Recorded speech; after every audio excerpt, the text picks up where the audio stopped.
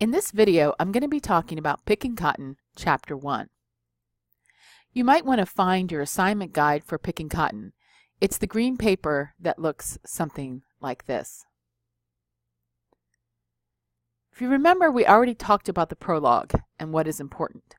And as you're reading, I want you to take notes. So here's our Picking Cotton reading journal. Here's the prologue, and these are the things that we wrote. September 2006, the soccer game in North Carolina. Jennifer's daughter's playing. Ronald and his daughter are watching. So now in Chapter 1, what am I going to write? Well, you might want to pause here and write this down or just listen as I talk about it, but you'll want to copy down these notes for Chapter 1. So as I read Chapter 1, what did I think it was important? Of course, this is the difficult chapter. This is the chapter that describes Jennifer getting raped, and the chapter that I told you don't have to read quite as carefully, or if it's too much of a problem, you don't need to read it. I'll tell you what you need to know. So Chapter 1 starts out in Burlington, North Carolina in July 1984. Jennifer is attending Elon College, so she's a college student. The rape happens in the middle of the night, and it's in her apartment. The man has a knife, and after the rape, she's able to escape and go to a neighbor, who then calls an ambulance, and she's taken to the hospital.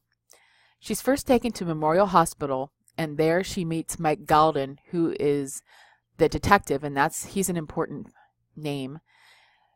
Mike Galden, the detective, calls her boyfriend, whose name is Paul, and her sister, whose name is Janet. They then go to the police station, where Jennifer does a composite sketch about what he looks like, what her attacker looks like.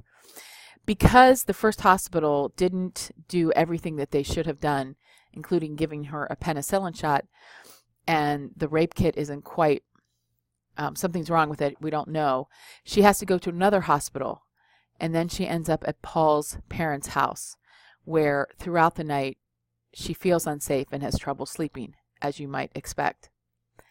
So that's the attack. That's Chapter 1. And that's as much of the notes that I wrote, and you're welcome to write those down. So the next thing that you are to do is to come up with a title for that chapter. And in that packet that I gave you that has the project description, you'll see something that looks like this. And it says, Chapter 1, what's a possible title? Well, of course, the title tends to go towards the thing that is the most prominent. So in this case, I would say that that is the rape. So I might call it The Attack, or I could call it Jennifer's Nightmare, or I could call it The Rape if I wanted to, or I could call it In the Middle of the Night. You just need to give a title that indicates something that's important in that chapter. You can go ahead and use The Attack, or you can give it a title that you want.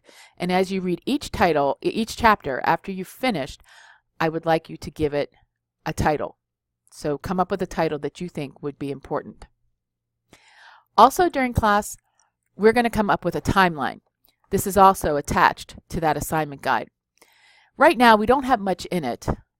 All you need to put are two things. The first thing is that date of July 1984, the date where she is raped and she makes a composite sketch. And also, towards the end of the timeline, September 2006, the soccer game. So if you want to pause the video and write those down, now would be a good time. But those are the only two things that we have on the timeline. Finally, I want to tell you that for this book, instead of me giving you words, I want you to come up with words. So as you're reading and you find a word that you don't know or that you find interesting, I want you to write it down. Eventually, you're going to write the word, the page it's found, the part of speech, whether it's a noun, verb, adjective, or so on, its definition, and a sentence that you create using that word. For example, the word fatigue appears on page 22. It's a noun. It's the state of being very tired or extreme weariness.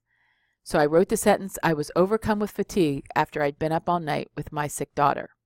So that's an example of the vocabulary. And you're going to do 20 words for the entire book, not per section or not per time we read, but for the entire book.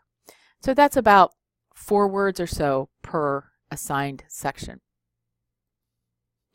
Now for next Thursday, April 4th, I'd like you to keep reading in Picking Cotton. I'd like you to read chapters 2 to 4, which is our pages 29 to 74.